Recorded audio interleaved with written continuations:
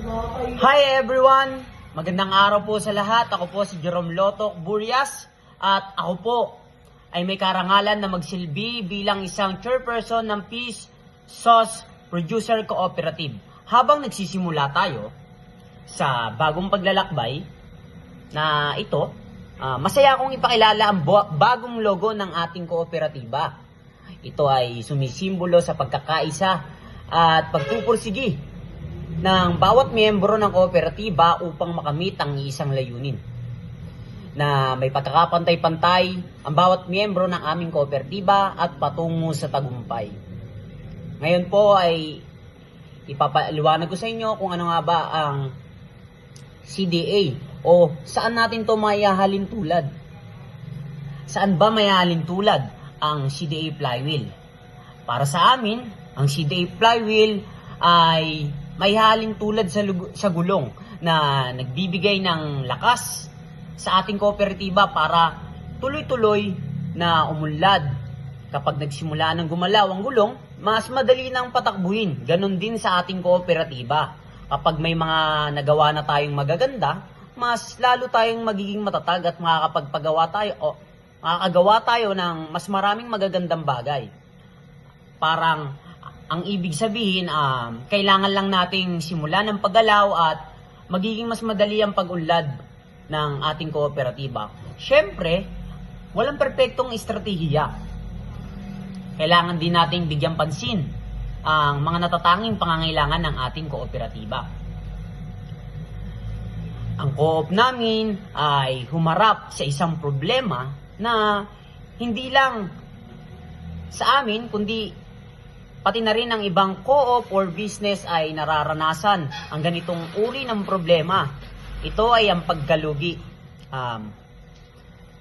Upang matugunan ang problema na ito, ginamit namin ang estratehiya ng CDA Flywheel or in-apply namin ito upang maiahon namin muli ang aming kooperatiba na naming tinayo.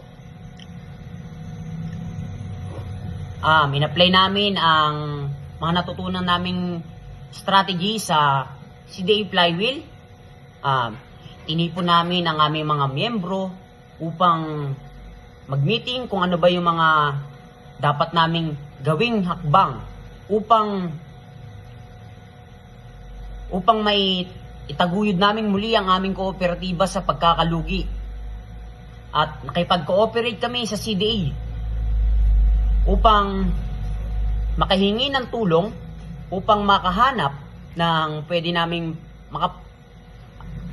naming mahiraman ng kapital na pwedeng makapagpa-loan sa amin upang magamit ito para muling makabangon ng aming co-op sa pagkalugi.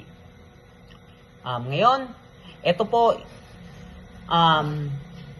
ngayon kasalukuyan patuloy na muli naming itinataguyod ang aming kooperatiba sa pagkakalugi.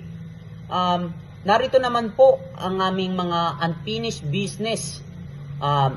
Ito, pagsasanay sa aming mga miyembro pagdating sa pananalapi, pagbuo ng mga bagong produkto, financial target, upang makamit ang aming mga layunin sa pagpapabuti ng aming kooperatiba. Magtutuon kami sa pakikipag-ugnayan ng ating mga miyembro at pagturo sa pamamahala sa pananalapi at pakikipagsosyo sa ating komunidad.